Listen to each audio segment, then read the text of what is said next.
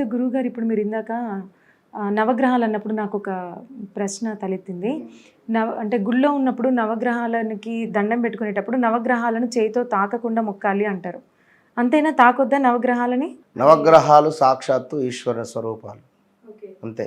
ఒకటే మాట, తాకొచ్చు, ఏం కాదు. ఒకటే మాట, ఇక అంతే.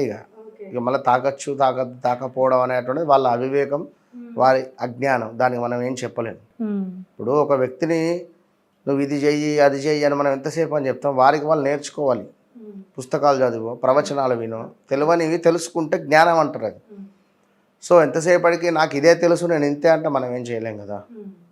సో నవగ్రహాలు కూడా సాక్షాత్తు ఈశ్వరుడు స్వరూపాలు, అవి 9 కూడా అంతే. వాటిని మీరు ముట్టుకుంటారా, వాటికి వస్త్రం వేస్తారా, వాటికి పూజ చేస్తారా, ఏం చేసినా ఇక్కడి నుండి చేయండి. అమ్మో ముట్టుకోవాలా అంటే అయిపోయాయి, నువ్వు పూజ చేసే వేస్ట్గా.